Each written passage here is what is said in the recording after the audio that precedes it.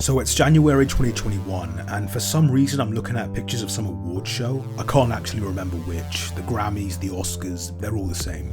I'm looking at these pictures and one thing is quickly becoming clear to me. These guys are boring as fuck. You got all these women out here with all these gowns and dresses of all different colours and textures, literal fucking art pieces. And then you got these niggas who are just like, suit with shirt undone. Suit. Oh, okay. Usher's not looking too bad. Kinda clean, kinda nice. I like it. Suit with big chain. Suit.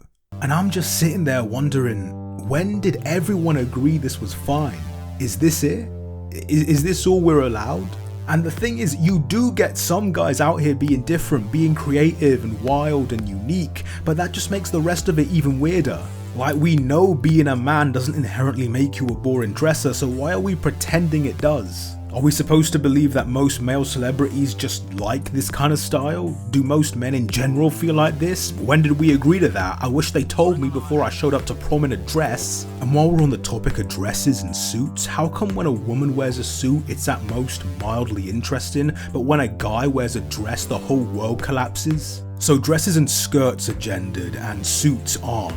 Except when they are, but dresses and skirts also aren't, because what do you call these? Are these not variations of skirts and dresses? Oh no, I'm sorry, this one's a robe. So why is a robe not gendered but a dress is? But this robe is only really worn by men, so that's gendered, so... And that's when it hit me.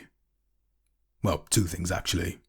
One, I think I hate gender. And two, I don't want to be a man anymore.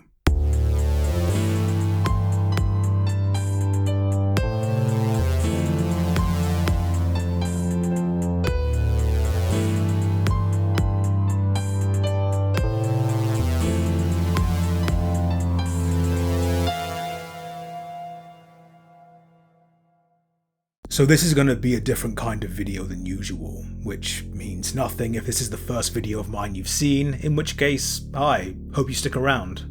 When it comes to talking about myself on this channel, I only really do that if I'm detailing my emotional response to a piece of media I'm analysing. Just as an example, one of my earlier videos was about the anime SSSS Gridman. That got quite personal, but only because the series really touched me emotionally, which I used to reinforce my observations and analysis of its themes. Ultimately, the video is more about Gridman than me. Other such videos include my ones on Midsommar, Evangelion, the Bag of Milk games, the one I just put out about Signalis. This one is different in that I and my experiences are ultimately the heart of the video. Again, not something I usually do, but fuck it, figured I'd do an indulgent ramble for Pride Month. So, I am non-binary. If you aren't familiar with it, it's basically an umbrella term within the trans umbrella term that refers to people who, as the name suggests, do not fit within a strict male or female gender identity. This might take the form of identifying as a different gender altogether, identifying with partially but not wholly one gender, identifying as both male and female, either simultaneously or shifting between the two back and forth, or identifying as neither and nothing. No gender. A gender. That is me.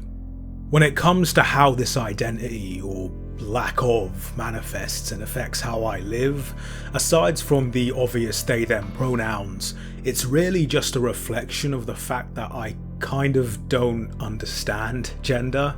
It's almost a case of the more I think about it, the less sense it makes. Though I don't identify as a masculine person, I'm not really bothered by my body being male, and I have no desire to change it to better fit my state of mind, because in my mind, the fact that my body is male is something completely irrelevant to me as an individual. In other words, my being male is not an important part of my identity, it's just the shape my body is in, which I still do have my issues with, but that's a separate thing from gender. I suppose someone could be forgiven for not immediately clocking that I'm a man, because other than maybe the occasional nail polish, which I just realised I forgot to put on and will appear on my fingers in 3, 2, 1, I really don't do much to present myself in an androgynous kind of way, which I actually think might be a good thing. I feel like people have this image of what a non-binary person looks like in their head, which to me goes against why I identify as that in the first place. For me, being non-binary is a statement of my freedom to be and do what I want.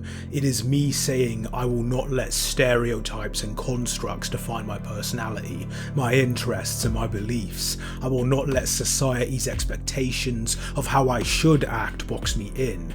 I will do and be as I want, whether it is masculine or feminine or whatever. I don't care, and neither should you.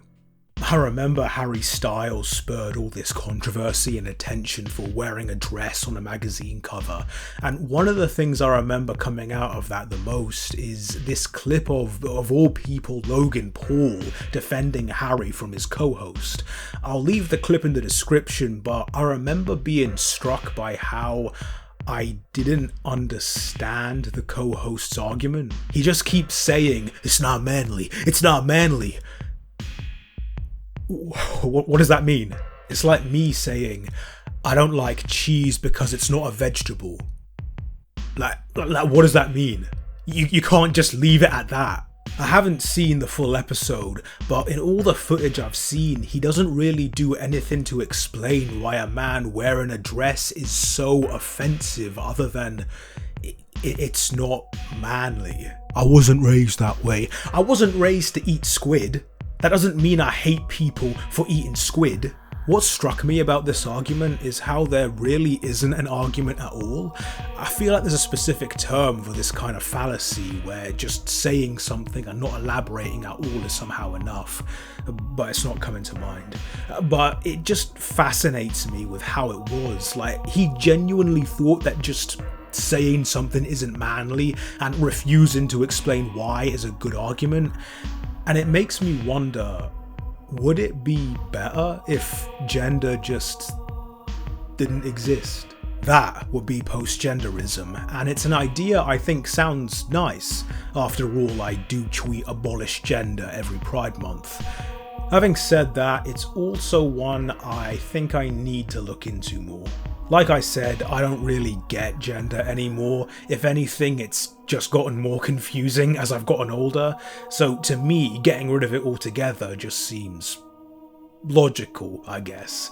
At the same time, I understand that for a lot of people, especially trans people, gender is an important part of one's identity, and not in an insecure, projection-y kind of way, but a more comforting and affirming kind of way, and far be it from me or anyone else to take away something that makes people feel comfortable in their own skin.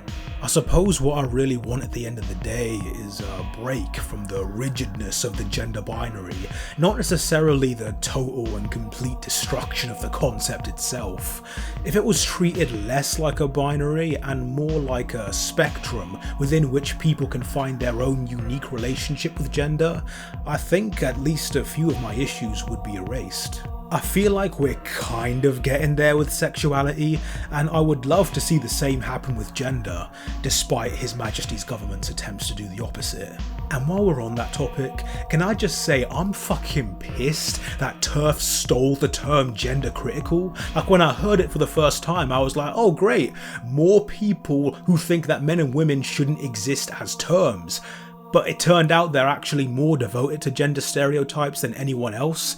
I don't even know why they call themselves gender critical. If anything, they're more gender puritanical. Ah well, such are the pitfalls of living on TERF Island. I guess to try and wrap up this vaguely structured rant, I think the way we think about gender is dumb. I think if more people were open to the idea of gender being this fluid spectrum that is open to any number of identities, I genuinely think people would be a lot happier, including and maybe especially most cisgender people. Barring that, I'd also settle for torching the whole concept and never looking back, but I get the sense that that one isn't happening anytime soon. Still, for as long as gender has been a thing, there have been people pushing its boundaries, challenging its limits, rejecting its homogeny, and despite all attempts to stop us, I get the feeling we aren't going anywhere. Happy Pride Month, everyone. Whatever you're calling yourself, whatever your pronouns are, as long as you're comfortable, I'm happy for you.